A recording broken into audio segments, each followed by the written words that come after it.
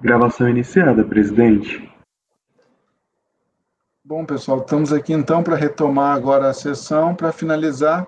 Só estão pendentes agora os processos do dia 21 de janeiro às 14 horas, que serão tratados agora, desse turno, né? Nós encerramos o 86 na gravação anterior. O próximo da pauta, que seria o primeiro da pauta, seria em seguida o 87, mas foi retirado da pauta por solicitação do patrono. Então, a gente vai passar para o recurso de número 88, que é de minha relatoria. Na verdade, eu vou fazer, seriam do 88 ao 92, eu iria relatar, mas o 89 foi retirado. Então, a gente vai fazer o 88, depois pula 89, 90, 92. São todos a exclusão de simples, os dois primeiros por pendência da empresa e os outros dois, aí tem uma questão de livro-caixa e movimentação bancária em livro-caixa. Mas, então, esses dois primeiros são casos simples de pendência de débito, efetivamente. Então, em julgamento, eu tenho 88 agora, recorrente é Carlos Roberto Strobel, Vasconcelos Strobel, e, como eu disse, é simples nacional, exclusão aqui por pendência da empresa. Efetivamente, já está na pasta, se vocês quiserem abrir, fiquem à vontade. Deixa só eu abrir aqui agora.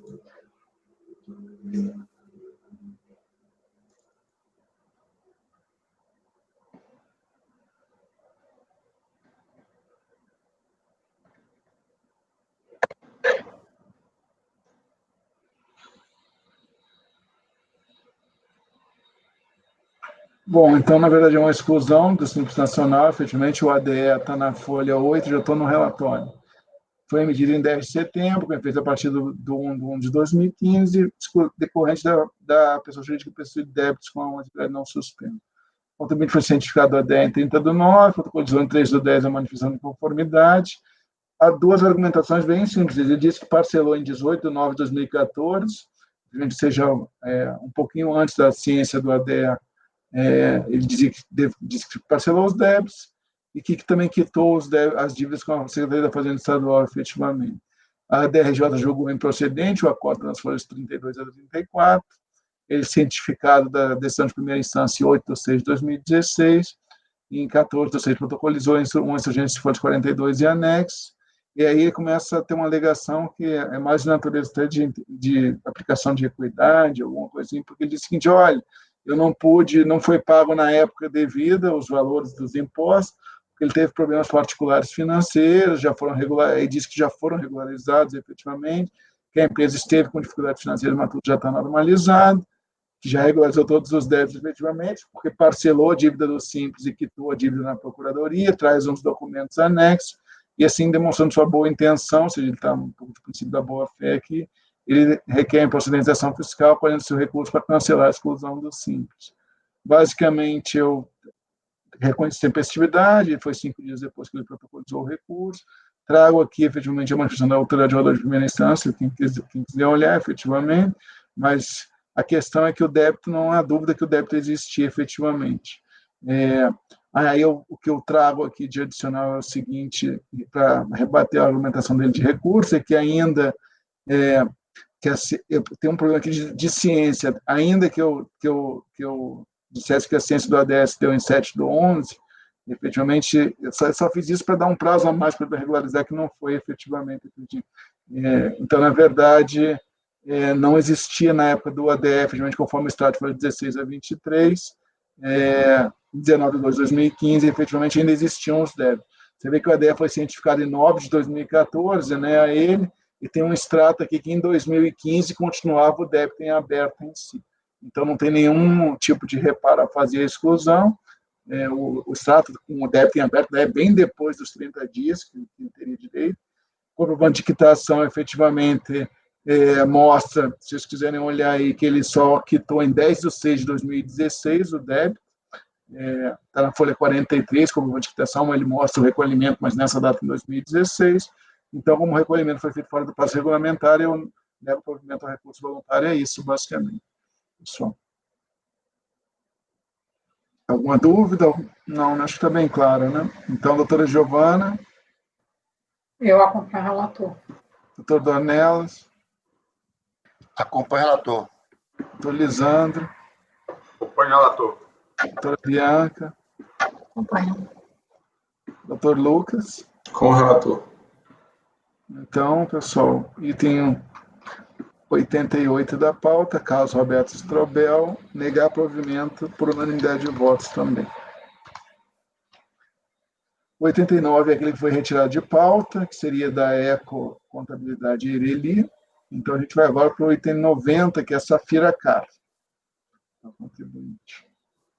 Esse processo, vocês vão ver que tem um detalhe aqui que eu vou converter em resolução, propor que se converta em resolução. Porque o que acontece? Já vou adiantando aqui, é uma questão de que o contribuinte alega que o débito nunca existiu porque ele tinha uma GPS, é um débito previdenciário, e o que aconteceu foi que ele recolheu com o CNPJ errado a GPS. Aí ele traz uma cópia aqui, diz que teve na Receita Federal e fez uma solicitação de retificação da GPS, e, na verdade, traz, tanto o recolhimento da GPS com o CNPJ trocado, como a questão de um protocolo que não tem assinatura de ninguém, mas uma folha, que aparentemente parece que ele realmente fez a retificação de GPS, efetivamente. E eu, se for esse caso, realmente que ele errou o CNPJ na GPS, eu tendo a dar provimento ao contribuinte. Só que eu queria que a autoridade preparadora se manifestasse se houve realmente essa retificação ou não. Ele traz um elemento aqui que parece uma folha, um formulário de retificação em si, mas não está assinado efetivamente, e até ver se a retificação já operou efeitos, né, de se alocar o débito que estava em aberto, efetivamente. Então, basicamente, a CDMS eu estou convertendo em diligência para isso. Eu vou ler um pouquinho aqui, mas é isso o processo. Tá? É um ADE, emitido em 31 de agosto de 2018, efeito a partir de 2019, constata que a constatação da pessoa jurídica tinha débito, cientificada, a contribuinte fez a manutenção de conformidade para julgar improcedente, o acordo de primeira instância nas folhas 18 a 21, ela, cientificada desde a primeira instância, ela passa a alegar o seguinte em sede de recursão, que não procedeu ao processamento de débito, já que o mesmo não existia de fato, pois o valor já estava pago desde 16 de 4 de 2015, efetivamente. Ela argumenta, então, que recolheu o montante referido ao débito em CNPJ incorreto. Isso que é a argumentação dele, que o CNPJ da GPS estava incorreto. Tendo demandado, inclusive, a retificação do GPS correspondente, aí ele disse que teve um agendamento junto à Receita Federal, e nesse agendamento ele protocolizou a documentação referente à retificação do GPS, efetivamente. A autoridade de primeira instância dizia, foi por absoluta ausência de provas, que disse que o débito é um débito de R$280, disse que o débito não estava quitado, porque não tinha ausência de prova. Na verdade, eu trago aqui o 17.500 de novo, efetivamente, mas aí eu começo diante dessa argumentação de ausência de provas, a analisar os elementos protocolos contribuintes trouxe em sede de recurso. Olha, eu acho que tem, se vocês olharem a folha 32, é esse elemento que eu acho que tem um indício de verossimilhança da alegação dele, porque ele diz efetivamente que tem uma GPS desse valor exatamente, em que corresponde ao débito efetivamente, mas só que tem outro CNPJ. E o CNPJ não batem efetivamente. Então, eu acho que com esse elemento, que tem uma GPS anexada aos autos, uma cópia que seja, com o CNPJ trocado, eu acho que tem um indício de verossimilhança da alegação dele que houve um erro de fato quando recolhimento do GPS, só que eu acho que, para fins de conclusão desse colegiado, no sentido de inexistência do débito, é necessário que se converta o julgamento de diligência, a fim de que essa anexando aos devidos elementos pertinentes. Aí o que eu estou pedindo na diligência? Existência e se há, efetivamente, e qual foi a data de solicitação da retificação da GPS para o Código 2003, Código 2003 é o Código do débito, referente ao competência 3 de 2015, que é esse débito, efetivamente, qual consoante a alegação do contribuinte foi realizada em 16 de 2018, eles devem ter algum registro desse protocolo lá, que não tem carimbo de protocolo nessa cópia que o contribuinte trouxe na folha 35. Efetivamente, o 32 é a questão do DARF recolhido errado, e a 35 é a questão que ele trouxe, que a retificação da GPS que não tem, eu não consegui ver protocolo ali.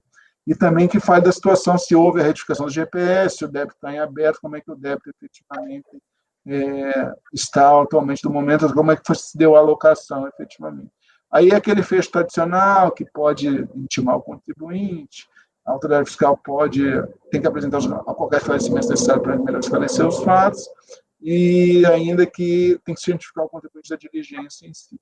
Então, estou propondo converter o julgamento em diligência para esclarecer essa questão aí da retificação da GPS e se efetivamente essa retificação operou efeitos ou não, e até para referendar ou não essa questão dessa cópia dessa GPS que ele fez efetivamente, se existe ou tal, que com isso aí a autoridade preparadora também né? Pode até dizer, não, ele está alegando isso, mas essa guia é de outro débito, de mesmo valor, alguma coisa nesse sentido em si. Então, é isso, pessoal. Eu acho que, na verdade, é só uma conversão de diligência, porque eu acho que, na verdade, ocorreu esse erro mesmo e o contribuinte, na verdade, não deveria ter sido excluído, né? Mas é que, como ele não trouxe prova, trouxe sede de recurso, eu achei melhor a gente ouvir a preparadora mesmo, porque essa retificação de GPS e tal não está nada carimbado. Vocês têm um documento aqui, mas é um documento meio apócrifo assim. Então, na verdade, eu estou cometendo diligência, esse é o voto. Vocês têm alguma dúvida, alguma coisa? Não, né? Não, eu teria se tivesse o carimbo, se tivesse o requerimento e o carimbo da Receita, eu acho que nem diligência eu converteria, mas do jeito que você relatou aí, eu concordo com você. Entendeu? É bom também eles falam se já foi alocado, não. Ele diz, olha, nem existe o débito, nunca existiu, efetivamente. Entendeu? Eu vou até falar aqui, né? Só vou botar um adendo aqui, que talvez a doutora Giovana falou uma coisa ontem, que talvez seja importante, né? Eu fazer menção aqui a data da emissão do ADE, quando eu falar na diligência aqui, para ele fazer o retrato que vocês estavam discutindo ontem. Eu estou vendo aqui que eu não me ative muito a isso, e talvez isso aí volta sem eles. Eu vou só botar uma adendo aqui, depois eu acrescento nesse item B aqui, só vou botar aqui, data de emissão do ADE, retrato, para depois adicionar no voto. É porque às vezes eles fazem a diligência e às vezes eles nem olham aquilo ali e dizem, olha, mas ele tinha débito aqui, tira um extrato, SND e não e dá uma. Enfim, outra Isso é coisa. importante. Eu achei que está pecando aqui esse item que eu pedi aqui, que não está fazendo referência a isso, mas é isso, pessoal. Então, posso escolher os votos? Alguma dúvida? Não. Doutora Giovana. Eu acompanho e eu acho que é mais prudente, porque, como o relator falou, como foi um erro no preenchimento do CNPJ, existe uma nuance de retificação de GPS ou DAF quando é erro de CNPJ, porque, a princípio, o CNPJ é como se o recolhimento fosse de uma outra empresa, e muitas vezes eles exigem a autorização dessa outra empresa para que possa fazer o REDAF, porque senão todo mundo podia chegar e dizer, olha, recolhi errado no CNPJ daquela outra empresa, e sem a anuência dela fazer o REDAF e trazer uma arrecadação de outra empresa para quem requereu, para o requerente. Então, ter essa nuance quando você tem retificação, quando envolve mudança de CNPJ. E aí eu acho que realmente é prudente como é que se diz? A diligência. Até porque tem questão, poderia estar alocado um outro débito, a gente nunca sabe exatamente se haveria disponibilidade daquele pagamento. Então, acompanho o relator, então. Eu vou botar aqui mais, vou forçar um pouco mais nos elementos, o status do recolhimento e a data de emissão do ADE como um retrato e tal, mas é isso, basicamente. Doutor Dornelas? É pertinente os esclarecimentos, eu voto com o relator. Doutor Lisandro? Voto com o relator. Doutora Bianca? Com o relator. Doutor Lucas? Acompanho o relator. Bom, então, pessoal, item 90 da pauta Safira Car, por unanimidade de votos, converter o julgamento em diligência.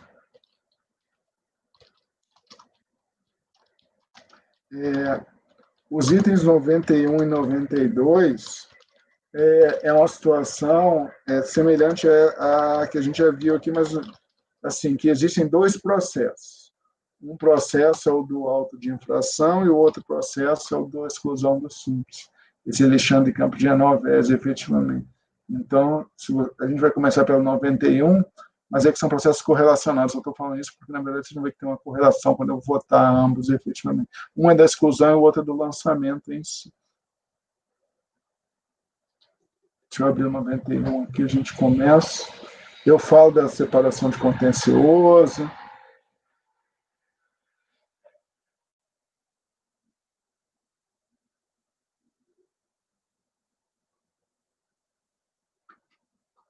Quem está usando deve ter, pode abrir. Hein? O item 91, na realidade, ele é o do ADE, efetivamente. Tá? Então, é um processo então, deixa eu só apregoar, né? Então, em análise tem 91 da pauta, Alexandre Campos Genovese, interessado na Fazenda Nacional, e o 92 também mas eu vou fazer em separado, mas são processos vinculados, como eu já relatei. Anteriormente, o item 91, então, é um advogado de exclusão do simples emitida em 10 de novembro de 2011, efeitos a partir de 1 de 2008, retroagiu.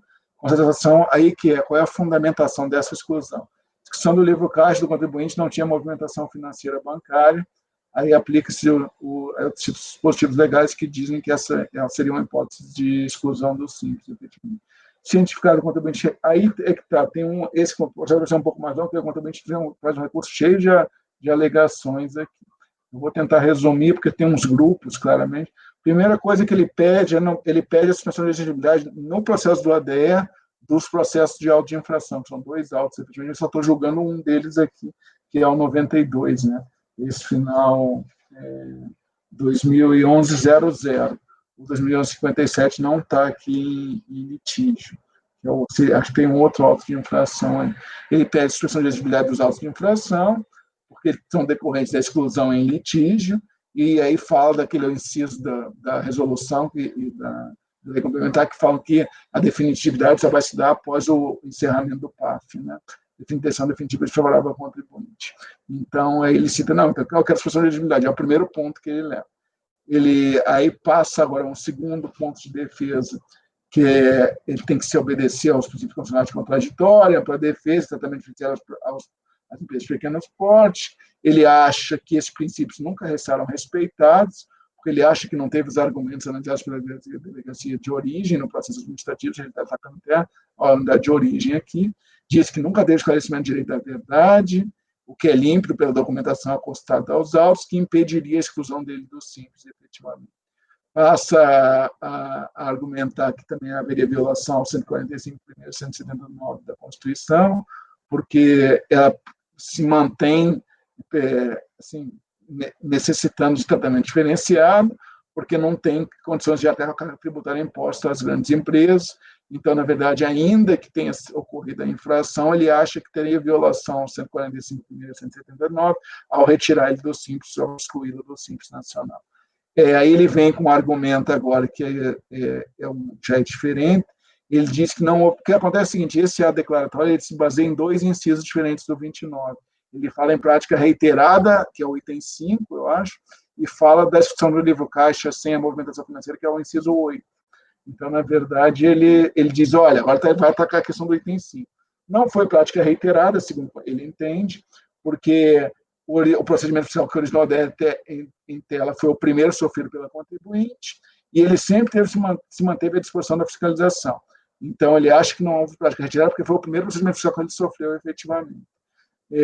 Ele disse ainda que não se quem se informou qual teria sido a conduta praticada pela infração, em violação aos artigos 9 e 10 do CTN, começa do PAV, começa a tentar argumentar que não houve motivação para a exclusão em si, a conduta reiterada não foi devidamente especificada qual seria a conduta que foi objeto de reiteração, e que ele diz o seguinte: nunca ocorreram idênticas infrações nos últimos 5 anos calendários, para que tivessem sido formalizadas as infrações ou notificações de lançamento. Se vocês perceberem aqui, eles se pegam um pouco em tentar fazer um alinhamento entre reiteração e procedimento fiscal e lançamento em si, o que eu vou dizer depois não necessariamente é verdade, né? Porque, na verdade, a própria lei fala que a reiteração é contra períodos de apuração, não é contra lançamento ou procedimento fiscal em si. Também rejeita a ocorrência de idênticas infrações com o outro, porque aí tem um outro que dizem que é reiterado, se caracterizaria a prática reiterada, é a utilização de artifício, ardil, inescrupuloso ou fraudulento. Ele rejeita também que tenha feito esse ardil, inescrupuloso ou fraudulento ou algum artifício, no caso em questão. Aí agora ele vai para bater no outro fundamento do ADE, que é o 29.8. Ele diz que apresentou o livro caixa devidamente constituído do DRF de origem. Ele acha que houve a situação correta do livro caixa. E aí ele começa a dizer o seguinte: a constituição correta do livro caixa trata-se de obrigação acessória, estabelecida pelo artigo 26.2 da 123 de 2006, que, uma vez descumprida, não poderia ter como efeito a exclusão do Simples Nacional. Então, começa a defender o seguinte: olha, se ainda que tivesse incorreta a minha exclusão do livro caixa, eu não poderia ser penalizado ou sujeito a, se aí tento ser penalizado, mas eu não poderia estar sujeito à exclusão do Simples Nacional. Eu teria que ter sido só simplesmente lançado de uma multa, e, na verdade, essa multa eu pagaria a multa, mas eu continuaria no Simples Nacional. Aí ele traz a legislação do livro caixa, efetivamente, sempre com esse cerne de dizer que o livro caixa é uma obrigação acessória, que deve ser cumprida pelo Simples Nacional, mas conforme a natureza de obrigação acessória, e suas restrições deveria gerar multa. Então, esse é o argumento dele aqui, um outro argumento. Aí traz aquela inciso do CTN que diz que a obrigação acessória se converte em principal no caso do descumprimento dessa, não tem conotação patrimonial. Então, no presente caso, a Lei Complementar 123 estipula a obrigação do livro caixa, efetivamente, mas como obrigação acessória. Então, não cumprimento dessa obrigação acessória gera, infrator, uma multa e não a exclusão do simples, efetivamente. Aí ele começa a tentar dizer que com essa linha de raciocínio eu não teria como fazer prevalecer a Lei Complementar sobre o CTN, porque o CTN, segundo o entendimento que ele traz aqui, estabeleceria que essa livro caixa incorreto seria uma obrigação acessória conversível em principal. Então, ele tem que se respeitar o CTN, o respeito ao CTN deve ocorrer, e, portanto, no caso em tela, a impugnante deveria, ele volta, que é o cerne na argumentação dele, ser apenada somente com uma multa, sem exclusão do simples, efetivamente. Então, ele defende que, sofrendo a penalidade pecuniária, ela teria que corrigir os erros apontados, reconhece a necessidade de correção, mas pagar a multa e poder continuar no regime do simples. Sendo que não pagando a multa, aí sim essa viraria uma obrigação principal, mas nunca poder ser excluída por desobediência à obrigação acessória, fato que, em seu entendimento, confere ao nosso ordenamento jurídico em vigor. Requereu que fosse julgado em procedimento de ADN, resolve o livro caixa ser, então, uma obrigação acessória, efetivamente. E aí ele começa a dizer o seguinte, aí é uma outra argumentação, outro grupo, que essa movimentação bancária e tal foi objeto de, se constatou que não estava estudado no livro caixa por quebra de sigilo bancário, efetivamente. Vocês vão ver que isso não é verdade, que se obteve essa informação através de DIMOF. Não foi nada de sigilo, nem RMF, nem RMF, que até permitiria, né? Mas o que eu vou dizer é que ele mandou-se uma DIMOF, onde viu que tinha uma movimentação incompatível, efetivamente. Então, mas ele diz, não, violaram meu sigilo bancário, aí traz as violações do artigo 5º da Constituição, de direitos garantidos individuais, fundamentais, e aí, então, na verdade, ele diz o seguinte, olha, houve quebra de sigilo bancário também, então, com essa quebra de sigilo bancário, também deveria se declarar a nulidade do ADE em si. São essas argumentações do contribuinte. Eu fiz um apanhado bem detalhado da impugnação, porque ele, na verdade, só faz alguns adendos aqui no recurso voluntário, mas ele normalmente ele reitera todos esses argumentos que eu já relatei aqui, efetivamente, aí volta a reiterar a questão da ampla defesa, aí o que ele faz é citar os documentos que ele anexou, dizendo, olha, eu apresentei tudo isso efetivamente, mas nada disso foi considerado, então, efetivamente, foi uma exclusão arbitrária do simples, desconsiderando essa documentação que eu trouxe, então reitera a questão de violação à contraditória e ampla defesa. Aí ele começa a dizer, o argumento novo do recurso voluntário é a questão da retroatividade do simples nacional. Ele diz o seguinte, olha, o ADE de 2011, né, 2011 aqui, do ano posterior, não poderia ter retroagido a 2008 aqui. É o que ele começa a defender, e diz que tem violação ao 105 e 106 do CTN, por falta que não se poderia retroagir o ADE, é a grande argumentação nova que ele traz aqui em sede de recurso, efetivamente. E aí o que acontece aqui? Ele começa a trazer, depois, esses são os itens B e C aqui do item 4 do relatório, ele começa a trazer depois uma série de argumentações que são relativas aos autos de infração. Aí ele diz o seguinte, olha, a exclusão é injusta, efetivamente, deve ser declarado nulo o presente auto de infração. Ele começa a falar do auto de infração aqui. Então, na verdade, ele disse, na verdade, ele teria sujeito a acréscimos, a uma carga tributária muito alta, efetivamente, com sectários legais altíssimos, ele fala aqui, que poderiam levar ao fechamento da empresa. Aí ele começa a dizer, há um efeito confiscatório do auto de infração. Então, tem que se anular o auto de infração. O auto de infração foi calculado no valor do próprio tributo e não existe penalidade aplicável à gradação. Ou seja, ele começa a bater um pouco na questão do auto em si, dizendo que não foi calculado o valor do tributo e não existe penalidade aplicável no auto, efetivamente. Então, aí ele requer ao final. Aí, o que acontece? Vocês veem aqui que tem aquela questão de que ele vai bem até a exclusão, até determinado ponto, e começa depois a questionar coisas do lançamento, que são outro processo em si.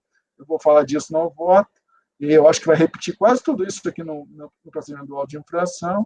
Eu vou entrar nesse D1 e D2, eu entro mais a fundo lá, que são quesitos que ele... argumentações referentes ao auto de infração. Então, vamos seguir aqui. Eu vou seguir no voto agora, mas eu já adianto que eu vou me limitar aqui às questões de exclusão, que esse processo aqui é do ADE. Agora, indo para o voto, item 7, pedir suspensão de exigibilidade. Eu esclareço que o contraditório exercido no presente efeito e o litígio aqui em julgamento limites de legalidade da exclusão efetuado. É necessário, sim, que os lançamentos citados tenham sido objeto de recurso próprio no feito de lançamento, que são processualmente autônomos em relação ao presente, a fim de que pudesse ser aplicado a suspensão de exigibilidade, efetivamente. Ou seja, eu digo que, na verdade, eu não poderia jamais suspender a exigibilidade do crédito tributário de lá se não houvesse recurso lá nesse processo de exclusão aqui. Assim, eu não conheço do pedido de suspensão de exigibilidade do auto de infração, efetivamente, mas esclareço ainda que, na verdade, o que aconteceu? Um dos lançamentos eu vou analisar nessa sessão e está sendo objeto de recurso, então houve suspensão, efetivamente, né, indiretamente. E o outro processo, na verdade, ele está em recurso voluntário, só que está pendente de distribuição ainda para a pressão do recurso no âmbito desse CARF. Então, na verdade, em nenhum dos dois casos se fala em cobrança desses débitos em si. Ou seja, eu esclareço isso aqui, dizendo para ele, olha, você está pedindo suspensão de exigibilidade, mas não está se cobrando nada do contribuinte, ainda que eu não esteja suspendendo a exigibilidade aqui nesse processo, porque eu não posso fazer isso, efetivamente, porque os outros processos são autônomos de lançamento, mas nenhum dos deles está sendo cobrado, efetivamente. Esclareço até para ele ficar tranquilo quanto a isso, e o outro recurso está pendente de distribuição, nem tem que esperar distribuir para o julgamento, efetivamente. Não sei por que eles andaram separados e não se juntou o 591 ao 592, mas a questão é que está pendente de distribuição ainda um dos autos de infração. Talvez seja coisa de PIS/COFINS, aí vai para outra turma, mas eu sei que está pendente de distribuição.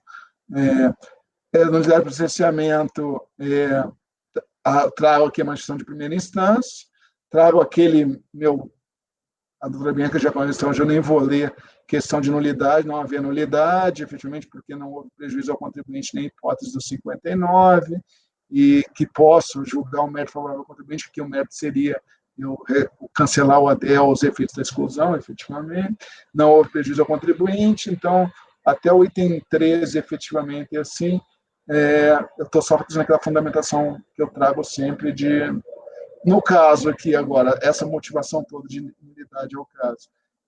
Cristalino, que desde a emissão da ADE, o cerne da questão, perfeitamente compreendido pelo contribuinte, com contestação devidamente oportunizada, é a questão da previsão legal de espécie de exclusão de ofício, a partir de não discriminação reiterada por mais de um período de apuração da movimentação bancária.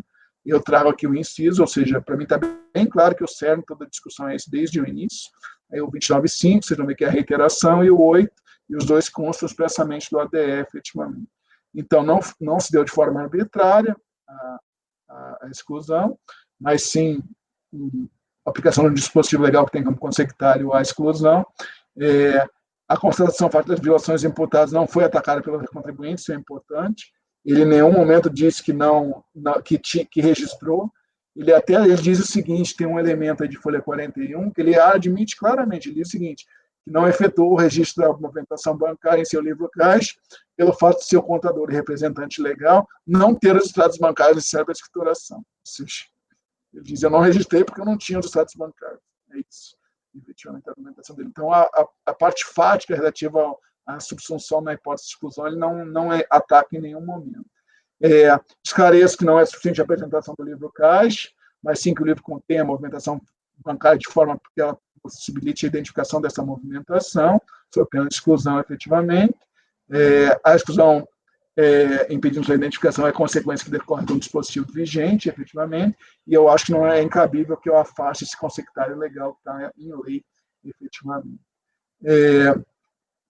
Ainda digo que não tem nenhum princípio constitucional que eu pudesse levar em consideração para afastar os dispositivos, aí trago o 26A do PAF sobre a CARF 2 para afastar, que a gente sempre usa aqui. Então, mantém a aplicação dos dispositivos, efetivamente, e rechaça. Agora, quanto à questão da multa pecuniária, eu usei esses mesmos dispositivos da 123 para mostrar que, na verdade, existe um dispositivo legal que prevê que há a exclusão do simples. Eu não tenho como simplesmente dizer, olha, eu posso converter em multa isso. A própria vigência do dispositivo é o item 20 aqui. De se rechaçar com base naquele dispositivo legal, ou seja, na existência de um dispositivo que estabelece a exclusão do simples como consectário dessa não exclusão da movimentação a livro caixa, é de se rechaçar a argumentação do contribuinte necessidade da aplicação da multa pecuniária em detrimento da exclusão do simples efetuado. novamente, a partir da estado de impossibilidade de afastamento desses dispositivos. Determinar a exclusão como consequência dessa não movimentação bancária escriturada, e aí também a própria autoridade de primeira instância também entrou nessa seara e também foi muito bem, disse o seguinte: ocorre que a infração apurada está incluída no artigo 29 da Lei 123 de 2006, sendo expresso o estado de hipótese do do Simples Nacional, a lei está em vigor e sua obediência é obrigatória. Exatamente o que eu escrevi assim, em outras palavras, que eu não posso afastar a vigência desses dispositivos legais, efetivamente. Reiteração de conduta. Eu esclareço que, na verdade, não são necessários 2 autos de infração. A própria 29(nono) estabelece que a reiteração se refere a mais de um período de apuração. Então, vocês vão ver que o auto de infração, que está no outro processo, ele abrange 4 períodos de apuração, que, na verdade, são 12 de simples, né? Porque ele passou a ser trimestral, então, na verdade, são 12 períodos de apuração de simples, e o período de apuração de simples é mensal. Então, acho que, na verdade, a prática é reiterada pelo fato de não ter escriturado. Está o livro caixa aí mensalmente, você vê que em 12 meses do ano 2008, realmente, ele não escriturou a movimentação bancária no livro caixa em si. Aí eu digo que, na verdade, o lançamento é único, mas abrange vários períodos de apuração, então houve reiteração, sim. E quanto à quebra de sigilo bancário, é aquilo que eu falei para vocês, é de MOF, a autoridade de primeira instância já apontou isso e eu adotei as razões de decidir dele. Diz o seguinte, contudo, o processo não versa sobre esse assunto. Não foi solicitado qualquer extrato bancário a qualquer banco. A informação sobre a existência de movimentação financeira foi feita através de uma declaração feita pelo Banco Itaú S.A., chamada de DIMOF. Neste processo não foi lançado qualquer valor, apenas constatação de existência de movimentação financeira que não foi transcrita no livro caixa. Então, é exatamente isso. Pela DIMOF, se viu que a movimentação financeira que o Itaú informou não estava escriturada e se excluiu ele do simples. Quanto aos novos argumentos deduzidos em sede de recurso, agora já estou no final do voto, impossibilidade de retroatividade do ADEA, eu trago a hipótese que diz efetivamente que houve a exclusão, mas aí a vigência temporal, efetivamente, que diz que ela produzirá efeito a partir do próprio mês em que incorridos, é o 29, parágrafo 1º da lei complementar, efetivamente. Então, como eu constatei nesse centro de escrituração a partir de 1 de 2008, perfeito, se excluir ele a partir de 1 de 2008, efetivamente, e digo que não há que se falar em 105, 106 do CTN, porque se aplicou a legislação tributária, que era a lei complementar do 123 na época, vigente à época dos fatiradores em questão, da época da exclusão. Então, não tem nada de retroatividade da lei tributária aqui. Existia uma lei de exclusão, se aplica assim. Quando ele entrou na hipótese de exclusão, a lei aplicável é daquele momento da exclusão em si. E aí, com efeito confiscatório, o auto de infração, que o auto não continha penalidade e tal, eu digo que, na verdade, são alegações totalmente estranhas aos presentes autos. Não estou tratando aqui do lançamento do crédito tributário através do auto de infração, mas sim da insurgência contra a exclusão em si. Então, o rito aqui é para contraditar a exclusão do Simples Nacional formalizada através do ADN, não é para contestar o auto de infração. Então, assim também, se rejeitar a totalidade dos argumentos recursais, forma se manter a exclusão realizada. Se eu rejeitei a questão dos argumentos recursais da retroatividade e da questão do monte de coisa que ele trouxe aqui do auto de infração, que eu vou enfrentar, talvez que eu vou enfrentar no outro auto, efetivamente, no outro processo que a gente vai falar aqui. Então, diante do exposto, eu não conheço o pedido de expressão de elegibilidade do contribuinte, afasto os preliminares de nulidade e, no mérito, nego provimento ao recurso. Então, é conhecimento parcial, não conheço a expressão de elegibilidade que ele pediu contra os outros processos, e quanto à matéria conhecida, eu afasto os preliminares de nulidade e nego provimento ao recurso. Então, esse é o voto, pessoal. Alguma dúvida? Algum esclarecimento? Eu tenho, Heitor.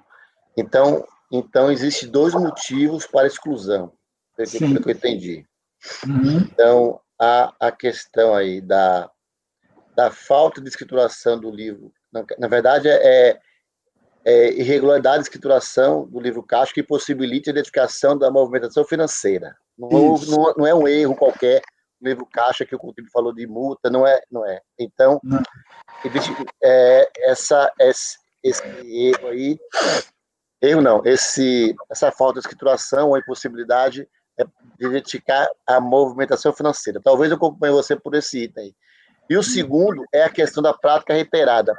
Eu se estivesse relatando, eu acho que primeiro deve se verificar o auto de infração, porque lá está discutindo as infrações de prática reiterada, né? Lá vai configurar a prática reiterada, porque você faz referência, na verdade, à outra infração, que foi mais de um período de apuração. Então, precisava ver se lá realmente há essa prática reiterada. Mas aí eu posso também tirar com você essas dúvidas, porque a gente vai, na sequência, já analisar esse processo. Não há nenhum problema dessa inversão, não. Primeiro fato, a infração de lá é o quê? Omissão de receita, é? Não, na verdade é o seguinte, Tornelos. Há uma infração aqui pela falta de escrituração da movimentação financeira. A prática reiterada de infração é infração ao disposto na lei complementar. Se ele reiteradamente deixar de escriturar o livro caixa, isso já é uma reiteração da infração. Pronto, então a infração seria da lei complementar, a própria falta de escrituração. A impossibilidade. Então, em mais de um período. Então, vamos lá. Isso. Então, vamos lá. Para a prática reiterada, de acordo com a lei, que é a lei do seguinte, eu preciso saber o seguinte de você. Uhum. De fato, ele está fundamentado no artigo 29, inciso 5, certo? Prática reiterada, beleza. No próprio artigo 29, ele traz o conceito de prática reiterada. Então, ele está fundamentado no inciso 1 ou no inciso 2, que para mim é a diferença entre um e outro. Não, é no inciso 1. Certo, 2 então, ou mais. Inciso 1, vamos lá. Inciso 1. Esse colegiado já discutiu bastante esse conceito aqui. Não nesse formato, só na verdade, quase esse formato. Lisandro e Heitor não estavam, mas o restante todos estavam, não lembro de Lucas. Em discussões trazidas com o relator Roberto e a Amélia. E a gente, por unanimidade, naquele período, entendeu que há diferença entre um e o outro. Então, no 1, há necessidade de um auto de infração anterior. Então, você fala que não há necessidade. No 1, há necessidade de um auto de infração anterior lavrado nos últimos 5 anos. Certo? No 2, não há necessidade, que é quando há o dolo. Então, eu vou só repetir aqui o que Roberto falou e a gente também e explicou exatamente isso. Ele falou, a primeira das situações fala infrações idênticas, ok? Você concorda isso? Verificadas em um mais período de apuração, nos últimos 5 anos, formalizadas em auto de infração ou notificação de lançamento. Uhum. São infrações praticadas sem a presença de dolo, isso é importante. No caso, para configurar a prática reiterada, é imprescindível a existência de auto-infração anterior, que encontre a prática do mesmo ilícito previsto na lei complementar. Você fez referência a ela. Significa que, se determinada auditoria fiscal abranger 2 anos e encontrar, 2 anos, uma auditoria, 2 anos, e encontrar uma determinada infração cometida pelo contribuinte, em todos os meses, no seu caso, está encontrando, que é a questão da falta de identificação da movimentação financeira, não poderá iniciar qualquer procedimento de exclusão do simples com base na reiteração do ilícito, já que não existe auto-infração anterior. A razão para esse tratamento é a seguinte: ao ser autuado, o contribuinte que agir de boa-fé e tendo formalmente ciência do entendimento do fisco acerca de determinada matéria, tem a possibilidade de espontaneamente corrigir o procedimento.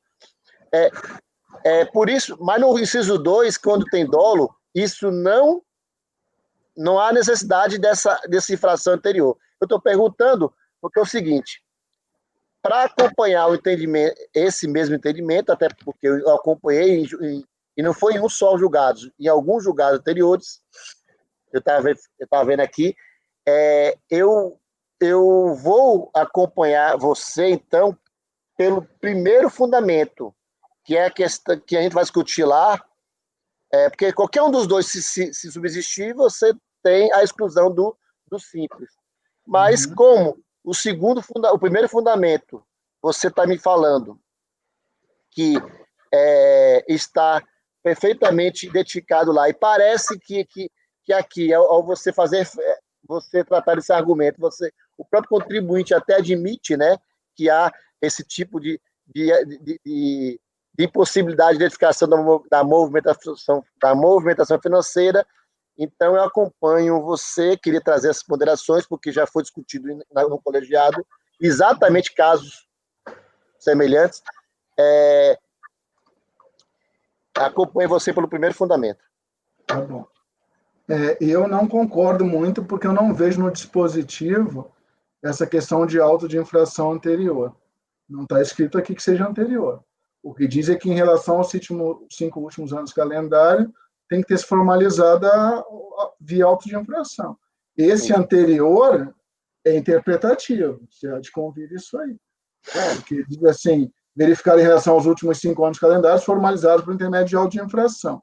Em nenhum momento está se falando aqui que teria que ser uma auto de infração anterior à exclusão em si.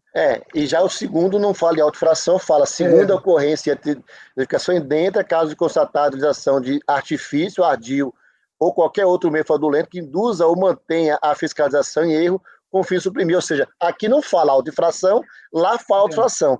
Então, em razão disso, na discussão se entendeu a necessidade. A nossa divergência com relação ao anterior. Isso, claro. E nesse caso é relevante realmente. Então, o que aconteceu aqui? O contribuinte disse o seguinte: olha, eu nunca sofri procedimento fiscal nenhum, talvez até orientado por essa interpretação de vocês. Mas eu acho que aqui está dizendo o seguinte: olha, se eu fizer a formalização via auto de infração, ela se diz respeito aos 5 últimos anos calendários, que é o que diz aqui efetivamente. Então você não vê diferença entre 1 e o 2, né? Então, não, na verdade, não há necessidade da infração ser dolosa e nem ser fraudulenta. Mas fora isso não tem diferença. Fora isso não tem diferença. Eu acho que na verdade... Não havia necessidade do 1, então. Não havia necessidade do 1, porque há lançamentos com 75, como é o caso aqui. Não foi imputada a qualificadora aqui de ardil fraudulento para o contribuinte. Se eu tiver uma infração... Eu quero dizer o seguinte, de acordo com o seu entendimento, o 1 e o 2 não tem diferença nenhuma. Não tem diferença. A diferença é só que no 2 existe a questão do fraudulento, mas o fato de ser fraudulento, isso não vai trazer nenhuma consequência, porque assim, o 1 não tem fraudulento. Aí exige, se dá digamos assim, uma segunda chance ao contribuinte. O 2, como é a coisa mais grave, não dá chance nenhuma. Mas você disse, não, na verdade, não dá chance nenhuma, tanto 1 como o 2. Não interessa que seja ou não ardil. E eu acho que pode até ter sido, o que eu interpreto é o seguinte: não tem como mudar o que está escrito. E outra coisa, o 2, para mim, vamos supor que existe a seguinte situação. Eu acho difícil de acontecer, mas pode acontecer. Que eu veja que tem uma infração aqui, algum artifício ardil, e eu não tenha auto, por algum motivo, eu poderia enquadrar no 2. É raro acontecer isso, mas o 2 não faz uma vinculação estrita à existência de auto de infração em si. Isso é o que está escrito. Não, o 2 não. O 2 não faz. Mas eu concordo com você com o 2. Eu concordo com você. A minha divergência a outra diferença é essa. A 2 bastaria se caracterizar a fraude efetivamente, independente de auto de infração. Isso. No segundo momento que se tem 2 ou mais, tem reiterada para que terá. No 2, ardil. Sim. O 1, a minha divergência com você não sei se mais, enfim, tá anterior. Como esse caso concreto, ele citou o 1, então estou tratando do 1, que é exatamente a divergência que eu tenho com relação ao estendimento. Sim. Mas eu acho que nesse caso, realmente, eu não tenho nenhum indício aqui que ele tenha sofrido um auto anterior a esse procedimento aqui. Então, na verdade, se você achar que realmente o auto de infração tem que ser anterior, como foi lido aí pela fundamentação, realmente esse fundamento da reiteração cairia. O que eu estou dizendo é o seguinte: houve um auto aqui, efetivamente. E a existência do auto é o que é requerido pelo dispositivo, pelo inciso 1. Em 2 períodos de apuração, ou seja, toda a caracterização do 29 no 1, para mim, está presente aqui nessa situação. Lógico que você pode interpretar, não, olha, esse inciso quis dizer que esse auto tinha que ser anterior, efetivamente, ao procedimento. Ok, entendeu? Uma interpretação, e aí, na verdade, com essa interpretação, esse fundamento da reiteração meu cai. Você vai ter que acompanhar pela exclusão exclusivamente da movimentação. Até porque, se subsistir tanto um como o outro, eles são fundamento da exclusão. Então, De fato, eu acompanho, não é nem pelas conclusões, viu, Heitor? Eu vou acompanhar pelo primeiro fundamento. Tá claro, obrigado. E até te deixo tranquilo, Daniel, que no ADE tem os dois, 29, 5 e 8, está lá expresso. Eu vi. Que é o que a gente está julgando agora. Exatamente. Heitor, eu fiquei só com a dúvida agora. Em algum momento você falou que ele teria um processo do ADE e 2 processos de auto de infração, mas só um estava com você. Sim, é isso mesmo. Então, se existem 2 processos de infração, será que não estaria configurada a prática reiterada por conta desses 2 autos de infração? Giovana, eu acho que não. Eu acho que, na verdade, esses 2 processos, Giovanni, são 2 processos oriundos da exclusão que foram separados. Por que eu digo isso? Os protocolos deles são um seguido ao outro. 2009 e 2010. Isso então, é relevante, verdade... Giovanni. Isso é relevante porque é o seguinte, me parece que é uma auditoria só, não é só uma auditoria só. Então, a auditoria só, de acordo com o que a gente tem conversado aqui, ele não permite enquadrar no 1. Uma auditoria só. É isso entendeu? Mesmo. É isso mesmo. Exatamente para ver essa diferença entre o 1 e o 2. Mas, de todo jeito, é importante também o esclarecimento. Se vocês quiserem abrir o outro, tem um número aí. Acho que a Giovana talvez consiga abrir. Mas é que eu acho que não é, Giovana, pelo seguinte, esse coisa de ser um auto anterior não é, porque um é protocolo 509, outro é 510. Efetivamente. Olha aqui, desculpa, é 591 e 592. Está no item 8 do voto, você vai ver, é o processo, o que eu vou analisar é o 720.592/2011-00, e o outro processo do auto é 720.591/2011-57. Mesmo ano de protocolo e protocolos seguidos, então não é anterior. Eles foram lavrados todos conjuntamente com essa auditoria que deu origem ao ADE, entendeu? Okay. O que você vai julgar do auto de infração é o 592 ou 591, peraí? 592, 2011-00. Que foi lançamento de qual ano calendário? Desse ano calendário mesmo. Tá. Vamos abrir então o 92, que a gente faz ao mesmo tempo. E aí, até tanto que o contribuinte faz aqui considerações sobre o auto de infração no recurso do ADE, né? RPJ, CSLL, COFINS e PIS/PASEP, doravante ADE, emitido em 10 de novembro de 2011, efetivamente, decorrente de a pessoa jurídica foi tributada, houve arbitramento lá, pelo fato dele não ter a movimentação bancária efetivamente, então aí se tributou com o arbitramento, ele não se manifestou sobre a forma de tributação que ele deveria estar sujeito efetivamente, então aí se tributou pelo lucro arbitrado efetivamente. O ano calendário 2008, não é isso? 2008, é o mesmo ano calendário. Por isso que é bom sempre inverter, analisar primeiro se o 92 não o 91, porque nesse ADE não dá para ele tá discutindo infração, né? A infração está se discutindo 2, né? Foi a causa do arbitramento. O arbitramento do arbitrado por falta da movimentação bancária e financeira. Esse é o lançamento do item 2. Ok. Mas aí, Giovana, se você quiser olhar qual que é o outro lançamento, eu não cheguei a olhar, entendeu? Porque para mim isso não era relevante, para vocês talvez seja, entendeu? Não, no caso... O outro lançamento que eu estou vendo é de contribuição previdenciária, DebCAD. Entendeu?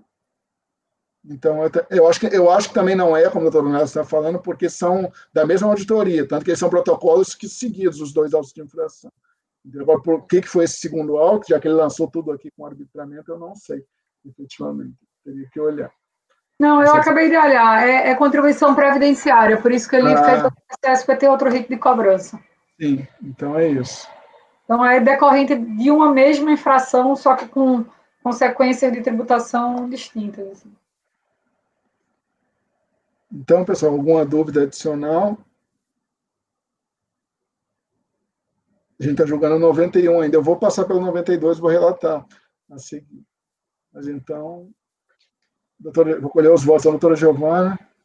Tá, vou acompanhar o relator. Eu realmente ainda fiquei lembrando agora dessa discussão que a gente teve lá com o Roberto lá atrás. Eu acho que eu participei. Eu entendo aí o questionamento do Dornelas. Parece que considerando o segundo, que é mais grave, não precisaria do inciso 1, porque toda situação que cairia no inciso 1 seria uma espécie do gênero 2, então não precisaria do inciso 1. Então, seria um diferencial. Eu vou pensar melhor nisso. Por enquanto, eu acompanho o relator integralmente. Doutor Dornelas, o doutor Dornelas já expressou eu o voto, vou acompanhar, então, pelo primeiro fundamento, né, presidente, e vou pedir declaração de voto. Tá bom.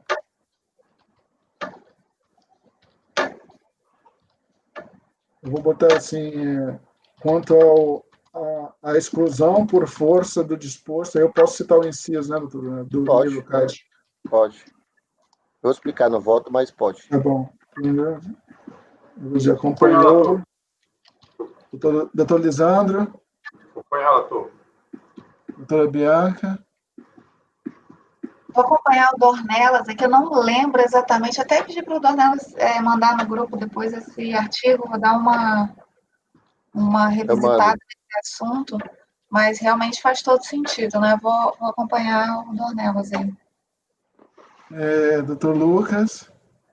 Eu não estava presente, eu acredito, nessas outras discussões, até porque a Amélia eu não tive junto com ela na nossa turma, mas eu vou acompanhar, entendi o posicionamento colocado aqui, eu vou acompanhar as conclusões do Dornelas. Tá bom. Então, pessoal, ficou por unanimidade de votos negar provimento ao recurso voluntário. Acompanharam com base no fundamento da inexistência de escrituração da movimentação bancária. Eu vou citar o inciso aqui, depois eu faço o dispositivo. A doutora Bianca, vou botar até exclusivamente quanto ao fundamento eu cito 29.8, doutora Bianca, doutor Dornelas e o doutor Lucas. Efetivamente. Tá, eu vou explicar direitinho no voto. Eu mando o voto direitinho para vocês e depois os precedentes da turma que eu vou fazer referência. Somente com base. Manda, Dornelas, eu quero dar uma olhada também. Eu fiquei. Tá.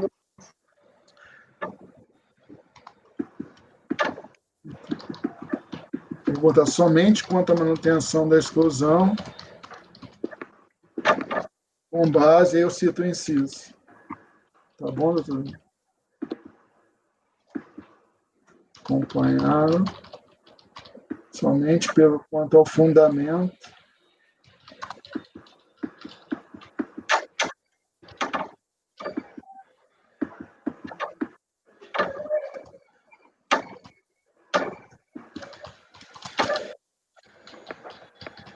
Vou escrever assim, não prática reiterada. Bom, pessoal, então esse é o resultado 91. Item 92 é o mesmo contribuinte, Alexandre Campos Genovese. Eu já abri aí. Deixa eu só fechar os outros. Presidente, só para lembrar, anotou que o conselheiro Dornelas manifestou a intenção de apresentar a declaração de voto. Isso é bom. Não tem, não. Obrigado. Manifestou intenção, dever. Depois eu faço depois. Isso mesmo, intenção de apresentar a declaração de voto do Dr. Dornelas. Obrigado, doutora Giovana.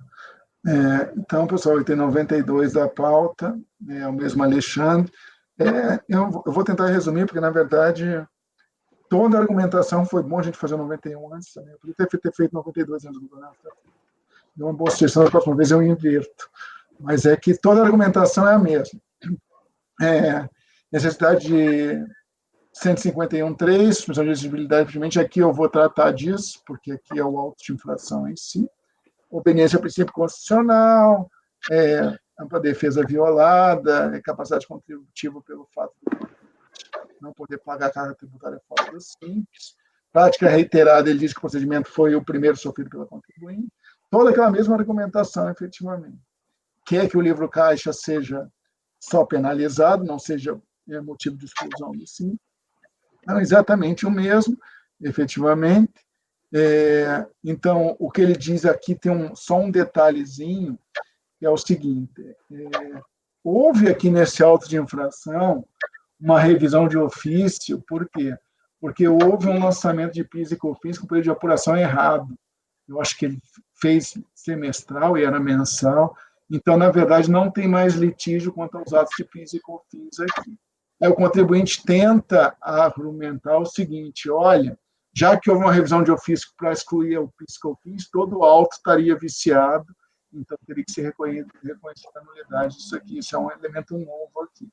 E aí são aqueles argumentos contra o auto de infração. Eu vou passar um pouco mais aqui, depois a retroatividade da lei, que foi o que a gente já tratou ali.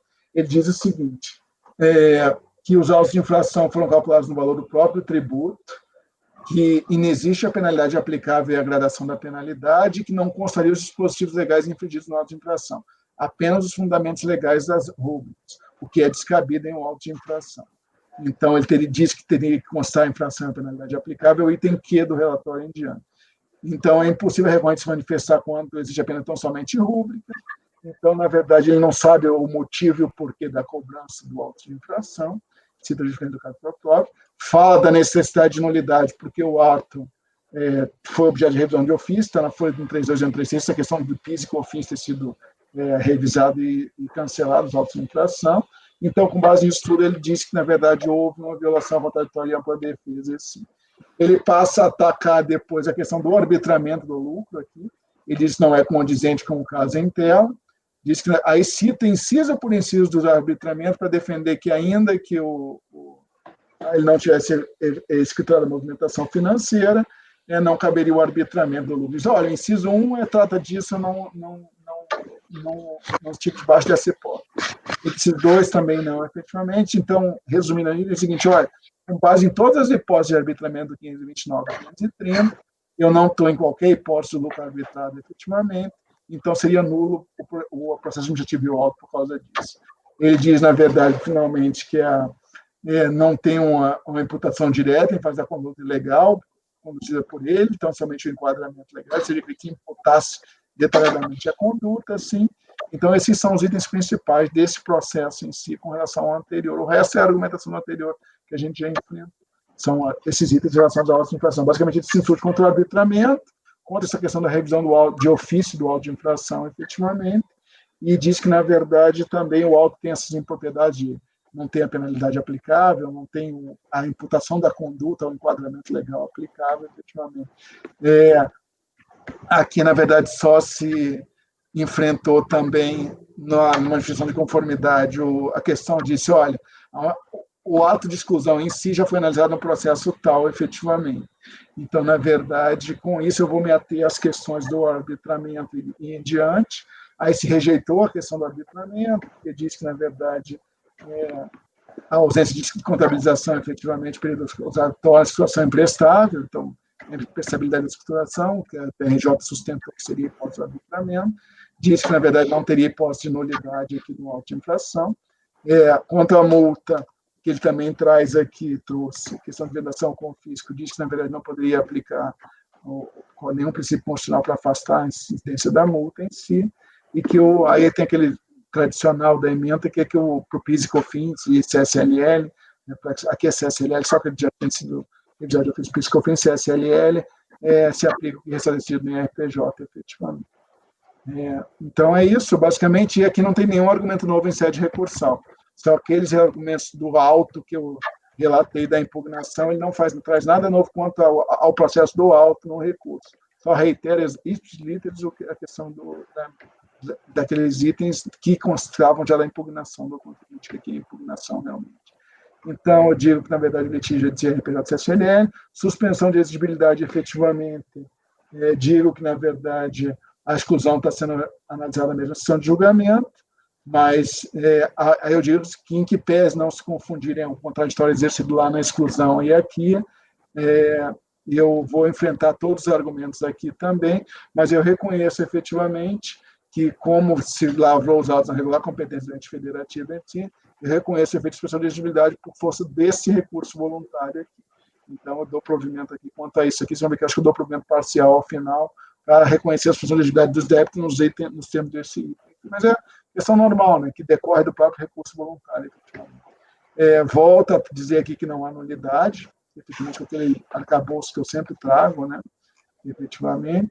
Digo que, na verdade, o ADE foi também perfeitamente motivado, efetivamente, o auto de infração também, Vocês vão ver que o auto de infração está no padrão que eu considero aceitável para fins de nulidade, a nulidade ser afastada, que é contém enquadramento legal, contém a penalidade detalhada efetivamente, não tem nenhuma diferença dos autos de infração padrões que a gente enfrenta aqui. Aí digo que a exclusão ocorreu efetivamente.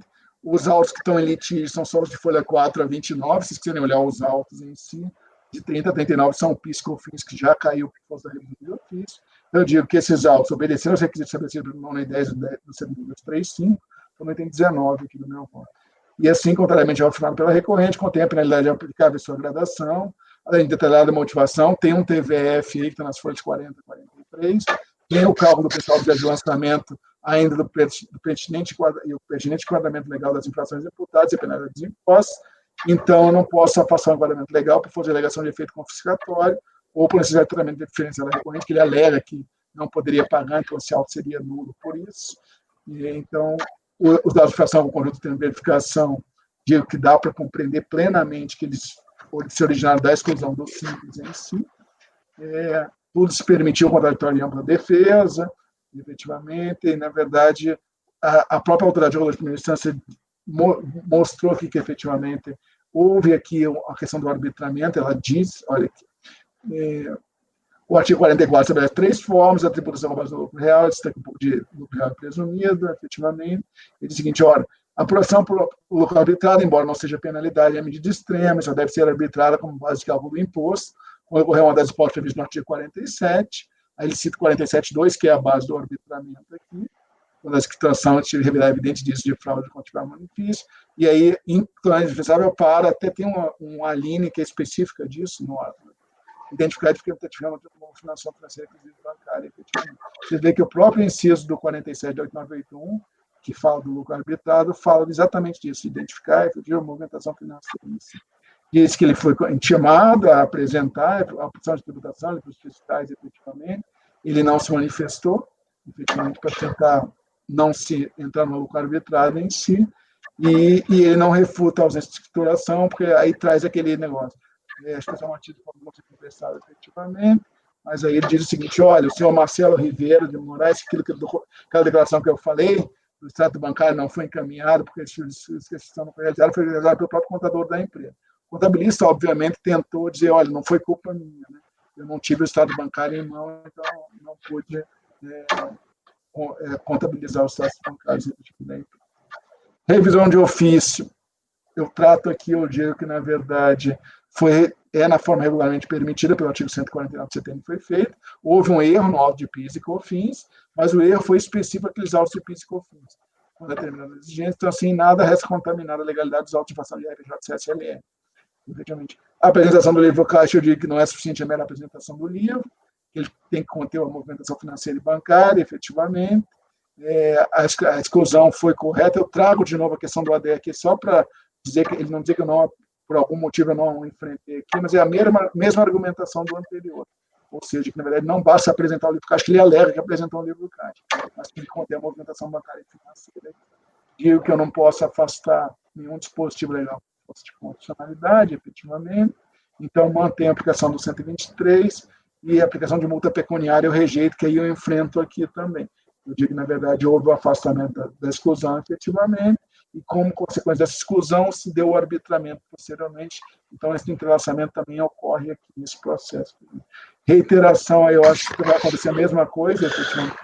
O determinado vai acompanhar no fundamento só efetivamente, ou seja, no dispositivo, eu acho que conduta infracional em 2 ou mais períodos, aí o doutor teria que ser anterior, aqui vai divergir, talvez caiba aqui a declaração também. Quebra de sigilo também não houve, efetivamente. Retroatividade do ADE é a mesma fundamentação, que poderia haver com base na 123, efetivamente.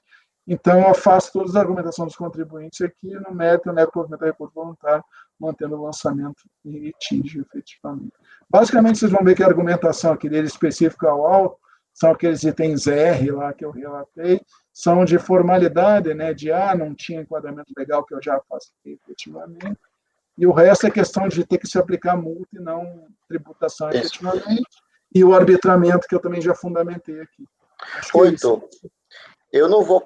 Aqui eu acompanho você integralmente, porque assim, prática reiterada aqui não é fundamento do auto de infração, não. Isso aí é um argumento que ele utilizou aí, que você afastou. Mas isso aí é para o primeiro processo. O segundo, não. Então não tem. Porque como ele fez aquela sistemática que a gente discutiu ontem, de botar tudo em tudo, entendeu? Na verdade, eu achei por bem colocar os mesmos argumentos aqui, mas é verdade, entendi. não é fundamento. Eu nem conhecia esse argumento. Mas tudo bem, tudo bem. Eu não vou divergir disso, não. Mas então é isso, pessoal. Alguma dúvida adicional? Acho que é o mesmo processo. Eu só trouxe a questão aqui da revisão de ofício, que tem aqui, que é um detalhe aqui, e a questão do arbitramento também, que ele questiona que não deveria ter sido arbitrado, mas é isso. Ok. E as formalidades do auto de infração. Bora votar. Tá bom. Então, doutora Giovana. Eu acompanho o relator e até dizer essa questão da revisão de ofício, que eu enfrentei essa questão em mais de um processo que eu relatei esse mês e o mês passado, que o contribuinte reclama, ele diz da falta de liquidez, porque foi feita alguma alteração ou dado um provimento parcial na DRJ. Eu digo, isso é inerente à discussão administrativa, justamente você poder cancelar ou ajustar o auto de infração. Você não perdi o sentido, né? Então, assim, às vezes eu até me aborreço com esse tipo de argumento, mas, enfim, a gente tem que enfrentá-lo, né? E aqui eu tenho um argumento que ele está argumentando quanto aos outros autos, né, de PIS e COFINS, para tentar aproveitar no IRPJ. Até no próprio auto já é de se afastar, como já está relatado. Então, mas assim, nesse aqui ele ainda está tentando aproveitar. Assim, olha, como o PIS e COFINS foi lançado errado, o auto de RPJ do CSLL é nulo também. Isso que é o argumento dele. Enfim, a gente responde, né? Aquela história, o amplo direito de defesa, mas eu até, né, depois se alguém escutar, eu diria que até aborrece um pouco o julgador esse tipo de argumento. Mas é isso, acompanho o relator. Doutor Dornelas. Acompanho o relator. Doutor Lisandro. Acompanho o relator. Doutora Bianca. Acompanho o relator. Doutor Lucas. Acompanho, presidente. Então, pessoal, o item 92, por unanimidade de votos, negar provimento ao recurso voluntário. Eu acho que eu encerrei os meus processos. Estão faltando três processos, eu acho. Um não vai ser julgado, é o 93, seguindo na pauta aí, porque a doutora Bianca era a relatora, mas a PGFN pediu para retirar de pauta. Tem 93. Então, estão pendentes, eu acho, o 94, 95 e 96. Então, seguindo na sequência, item 94 é de relatoria da doutora Bianca ainda. Pinheiro, indústria de madeiras, é uma exclusão do Simples Nacional por outros motivos. Item 94, da doutora Bianca para relatar. Obrigada, presidente. Esse é um processo... Eu tento sempre, ao máximo, os demais conselheiros sabem que eu tento sempre resumir ao máximo os fatos e tentar me reportar só o que efetivamente importa para o julgamento no processo. Mas esse processo, ele tem uma narração de fatos que é importante para a gente chegar, pelo menos foi importante para mim, para chegar a uma conclusão em relação ao julgamento desse processo. Então, vou tomar a liberdade de ler alguns trechos para que os senhores possam também entender no detalhe. Então, trata-se de uma exclusão de ofício do Simples Nacional, mediante ADE, em face de constituição de pessoa jurídica por interpostas pessoas, consequentemente, por incidir na vedação imposta pelo artigo 12 do artigo 17 da Lei Complementar 123, de cessão e locação de mão de obra. Então, ele cita tanto a parte de cessão de mão de obra, quanto a parte de constituição por interpostas pessoas. Tem duas empresas envolvidas, a Pinheiro Indústria de Madeiras, que é a recorrente aqui no caso, e a Vale Norte Industrial Mercantil Limitada. Auditorias fiscais desenvolvidas nas empresas, assim, evidenciam a presença de subterfúgios utilizados no intuito de afastar a incidência de contribuições previdenciárias da cota patronal por meio da opção indevida pelo Simples a partir de julho de 2007 para a empresa Pinheiro ME. Constatou-se que essa e a empresa-mãe, que ela chama de Vale Norte, integram de fato um grupo econômico, evidenciado pela unicidade de comando exercido pelos representantes legais da Vale, que é o senhor Wilfried e a senhora Eliana, e utilização de interpostas pessoas que seriam seus filhos, que são os verdadeiros donos na formação do quadro societário. Então, o histórico societário é que a Pinheiro, que é a recorrente aqui, iniciou atividades em 2002, com endereço declarado à rua Traugo Miller, e seu quadro societário, o senhor Wilfried, e os filhos Ellen e Felipe, ambos declarados na época estudantes. A Ellen como administradora, e o objeto social era indústria e comércio atacadista de madeiras e industrialização de madeiras por encomendas. A partir então, de 4 de 2007, teve uma alteração contratual, ela alterou o endereço para o mesmo bairro da empresa mãe, que seria aquela Vale Norte. O senhor Wilfried, que era o pai, saiu da administração e ficou somente com os filhos. E ela mudou também o ramo empresarial para a indústria e comércio atacadista de madeiras, de dobramento, de madeiras em geral, marcenaria, fabricação de móveis. Então, aqui tem um quadrinho, eu estou na página... não estou conseguindo ver a página, estou no início do voto. 8. Que ele fala aqui do quem era o sócio, até quando, e depois os filhos entraram como sócios. A Vale Norte, que seria a empresa-mãe, ela iniciou atividades em 98, como empresa do Simples, e ela tinha objeto social que era transporte rodoviário de carga em geral, comércio atacadista de madeira e representações de madeira. No final de 2003, a Vale Norte deixou de ser do Simples, e a composição do quadro social da Vale Norte era essa do pai e da mãe, né, o Wilfred e a Eliana. A representada foi criada dentro da Vale Norte e no mesmo pátio industrial permaneceu até meados de... desculpa, eu saí aqui. Até meados de 2007, com 100% dos desempregados registrados em seu CNPJ, executando todo o serviço da empresa-mãe, isso é, servindo apenas para registrar todo o pessoal do grupo econômico. Em 2005, a Vale Norte adquiriu um terreno nas proximidades da sede, que em 2007 construiu uma serraria, para desdobrar a madeira usada na sua produção industrial, utilizando essa atividade de cerca de 20% dos empregados. A Vale Norte era uma microempresa e mantinha os empregados registrados em seu CNPJ até a criação de 2002.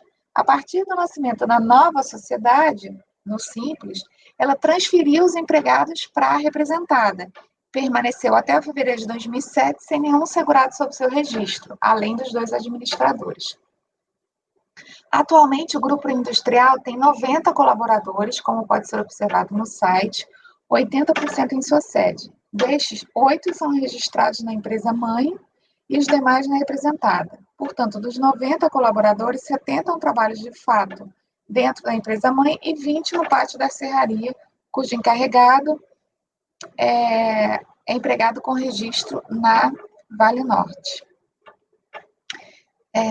Embora inseridos em 2 CNPJs no ambiente da matriz, o pessoal trabalha junto, sendo que os comandantes encarregados dos setores, os registrados na primeira e os demais na representada. No endereço da Vale Norte é que o trabalho é transformado em capital. A administração, atendimento, financeiro, acabamento, a produção, o expediente, a execução do serviço, a compra e venda de mercadorias, almoxarifado, estoque de mercadorias, tudo é feito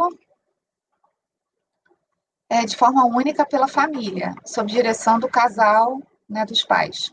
O novo imóvel é da Vale Norte sem cobrar nenhum aluguel da representada, nem pela propriedade, nem pelos equipamentos, máquinas e meios de transporte. Observou-se várias transferências de empregados entre as empresas. Em 2002, eles saíram da Vale Norte e foram para a representada. A partir de 2007, a empresa-mãe voltou a registrar alguns empregados, assumindo todos os encargos de setor em seu CNPJ, deixando os demais na representada. No início da verificação física, dentro da empresa-mãe, a filha, que é a Ellen Cristina, se apresentou como recepcionista e telefonista da empresa, e de fato tem essa função no grupo. No decorrer do dia, constatou-se que, na verdade, era sócio-gerente, quando assinou o termo de início de ação fiscal.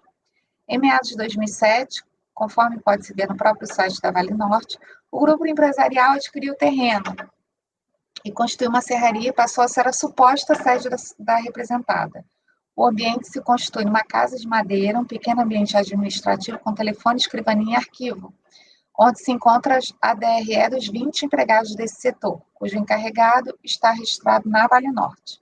Na entrada da serraria tem 2 placas indicando a relação do grupo empresarial. Uma se refere a Vale Norte, do outro lado, a Serraria Pinheiro. A razão de constituição da nova empresa, evidentemente, foi a possibilidade de ter uma empresa no Simples Federal, a criação do Simples Nacional em 2007, instituído pela Lei Complementar 123, onde a empresa pudesse registrar os empregados sem contribuição dos tributos gerados sobre a folha de pagamento. O faturamento da representada é basicamente pagar a sua folha de pagamento, seus encargos, sendo a grande cliente a própria Vale Norte. Esta encaminha toda a matéria-prima através de uma nota de remessa para industrialização, enquanto a outra devolve o produto industrializado como venda de serviço. De fato, o que se constata é uma simulação de terceirização com criação da representada no Simples para prestação de serviço e existência de um grupo econômico controlado pela Vale Norte, ou seja, a representada é parte do grupo econômico.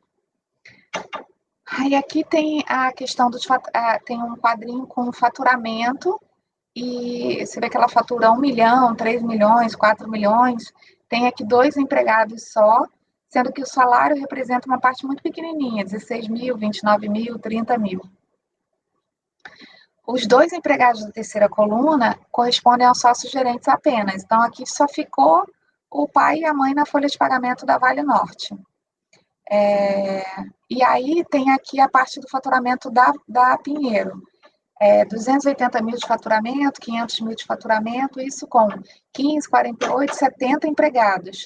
E, basicamente, a folha de ordenados, o auditor viu que ele era praticamente coberto por todo o faturamento, é como se não sobrasse quase nada de lucro ou prejuízo. Então, o que se pode observar, apesar de ter empregado registrado em 2012, ela não tinha movimentação financeira sequer para pagar seus empregados. Que foi o ano de 2002, não tinha nem valor suficiente. Em 2003, ela despendeu 67% do faturamento com folha de pagamento, e aí ele vai analisando aqui, né? Conforme pode se ver no site da Vale Norte, em 2006, a empresa adquiriu o terreno no qual foi construída a serraria, né, que no final de 2009 abrigava 20 segurados. Apesar de indicar o local como sendo da representada, a construção foi da Vale Norte. O contrato de construção, a matrícula CI da obra, o próprio terreno, era imobilizado da Vale Norte. E assim, estava sendo contabilizado os custos na conta construção em andamento e imobilizado em andamento também. Aí ele anexou o contrato aqui. Entre as empresas, a justificativa da existência da empregada se dá em todo o tempo por meio do um contrato de comodato gratuito, identificado no documento como contrato de cessão gratuita de uso dos bens do patrimônio, incluindo o período de maio de 2007 em diante, quando já existia essa serraria. Contrato de aluguel somente no início de 2010, com a presença fiscal, mesmo assim apenas do terreno e da construção pré-moldada. As ferramentas para a execução de todo o trabalho tinham sido incluídas nesse contrato de cessão gratuita. Analisando a contabilização dos custos, que aí ele coloca um quadro aqui, constata-se que, de fato, a empresa-mãe ela mantinha toda a situação, todo o controle da situação econômica. Demonstra que, de fato, os custos das empresas se confundem e o controle contábil da representada é meramente figurativo.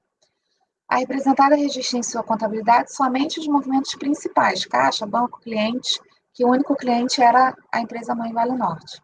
Adiantamentos, enfim.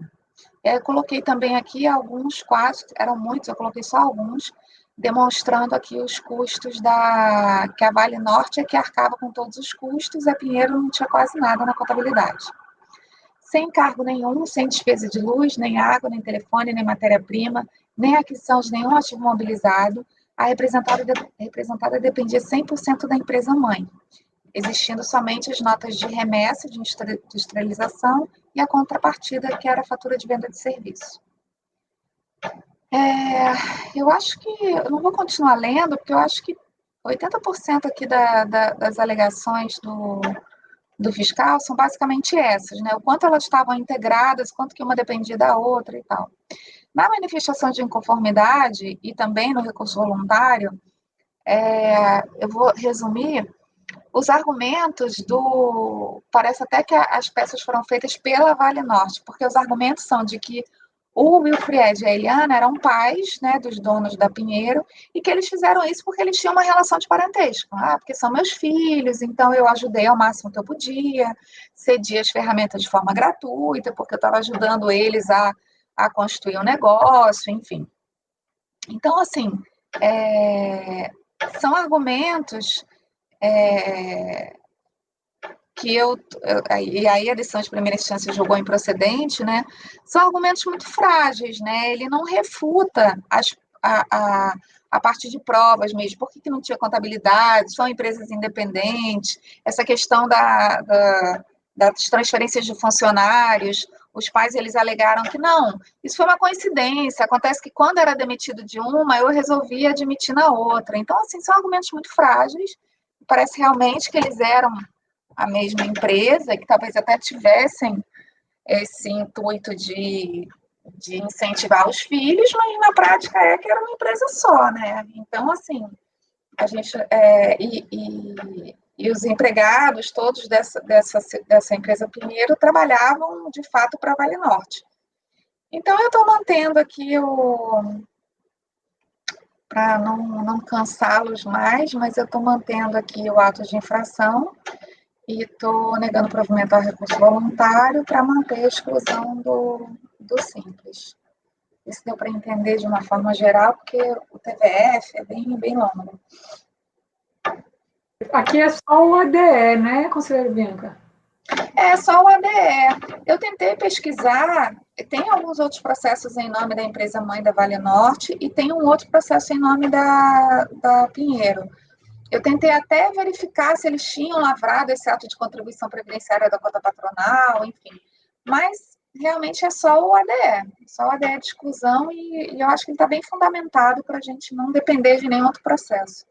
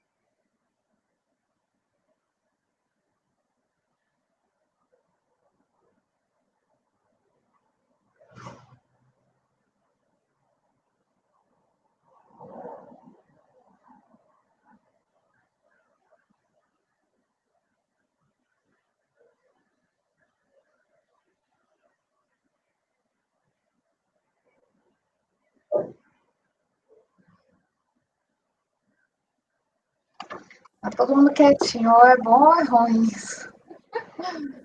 Não, eu tô tranquila para votar, estou aguardando o presidente. Acho que eu tô lendo aqui porque eu vi aqui que alguma coisa ele falou de não subordinação, né? Ele está dizendo que, na verdade, ele tenta desclassificar a sessão de mão de obra, dizendo que os empregados... Nas peças de defesa, ele entra nos conceitos específicos. O que é uma locação, o que é uma cessão, e ele fala que tem pré-requisitos para você constituir uma cessão ou locação de mão de obra, né? Que é a questão da subordinação, dos empregados estarem sempre à disposição do outro e tal. Mas o que acontece aqui, na prática, pela leitura dos fatos, é que tem como é um pátio só, elas trabalham numa mesma área, os funcionários ficam ali transitando, e aí o auditor fala, inclusive, quando ele vai numa empresa, está o funcionário da outra. Aí ele vai na outra empresa, está o funcionário de um.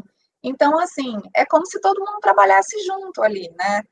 E aí, como a alegação dele é de que a empresa do Simples, que é essa empresa que registrava os funcionários para fugir das alíquotas, né, da tributação, faz todo sentido, assim, né? A gente não pode afirmar que foi por causa disso. O pai diz que não, foi por causa da relação de pai e filho, mas enfim, o fato é que na prática se confunde. Era um pátio só, todo mundo trabalhava ali junto. Parece que um comprava mercadoria, o outro beneficiava, né, fazia parte de serviço. Então, realmente ficou... Não paga nem luz, energia, nem nada. A parte de... O fiscal foi bem a fundo, assim, porque ele foi analisando a parte de funcionário, depois analisou a contabilização, depois foi fazer verificação física por mais de uma vez. Então, assim, e pelo que ele entrevistou, né, conheceu a filha, ela tem 20 anos, ela não tem aquela capacidade de administração que os pais têm, né? Então, ele acha que ela é sócia, mas não é sócia, né? Então, ele fez toda uma verificação bem minuciosa. E aí, na parte de defesa, eles não contra-argumentam assim no detalhe, né? Eles fazem as colocações mais genéricas, né? Então, ficou difícil mesmo para... Com isso do terreno ser o mesmo, dos empregados transitarem para prestar serviço, não pagar luz nem gás, eu também estou convicto que, na verdade, é uma empresa só e se criou uma segunda por algum motivo, não me cabe aqui. Não dá para afirmar que foi por esse motivo, né? De que é para fugir da cota patronal, mas que ficou esquisito aqui, ficou, né? Não, e não tem como dizer que não tem um grupo econômico e muito menos que não houve cessão de mão de obra aqui. Exatamente. Ele disse que não cedeu os funcionários, mas aí vai pagar a conta de energia da outra empresa. Aí como vai, entendeu? Aí é meio que contraditório isso aí. Tudo bem, o funcionário é dele que vem aqui me prestar serviço, mas eu pago a conta de energia da outra empresa, o terreno é meu, eu dou a cessão dos equipamentos, é complicado, né? Uma realidade que... Exatamente, essa relação totalmente gratuita, né? Pois é. Terreno, não paga assim, luz, não paga ferramenta. Porque na hora dele dizer que não teve subordinação para cessão de mão de obra e tal, ele usa do argumento que, olha, é só um prestador de serviço. Mas aí tem uma série de outros indícios no processo que mostram que tem vinculação, que ele está dando coisas de graça. Porque assim, eu não vou, por exemplo, você vai me prestar um serviço, eu vou te dar o terreno, vou te dar o equipamento e tudo. Isso não é normal numa prestação de serviço, entendeu? Ele tá, nessa hora de desclassificar a subordinação, ele trata como se fosse um prestador de serviço. Olha, eu contratei o serviço, ele foi lá prestar, mas tem uma série de outros indícios aqui que são contrários a essa prestação de serviços limpa de um terceirizado, entendeu? E até poderia ser, se fosse subordinado, até ser exceção assim mesmo. Mas tá bom, estou pronto para votar. E ele não faz uma contraprova em relação a outros clientes, né? Ele só tem esse cliente. Sim. Então... eu acho que essa questão dele só ter um cliente é uma questão, assim, é um ponto fundamental, que poderia mãe e pai ter uma empresa, né, os filhos terem outra empresa, mas certamente eles prestariam serviço a mais alguém, não exclusivamente. Não faria muito sentido eu assumir todas as despesas da empresa de prestação de serviço, né? São muitos anos, né? Ele não está falando de um ano, um período curto, alguns meses, ele está falando de 5, 6 anos.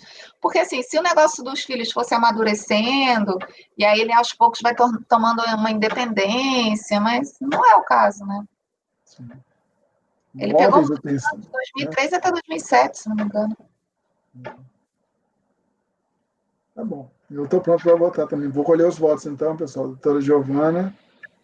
Eu acompanho a relatora. Agora eu queria pedir, quando terminasse esse julgamento, 2 minutinhos. Tá bom. Doutor Dornelas. Também acompanho a relatora. Doutor Lisandro. Acompanho a relatora. Doutor Lucas. Acompanho, presidente. Eu também acompanho a relatora, então ficou o resultado por unanimidade de votos. Esse conhecimento é negar provimento ao recurso voluntário.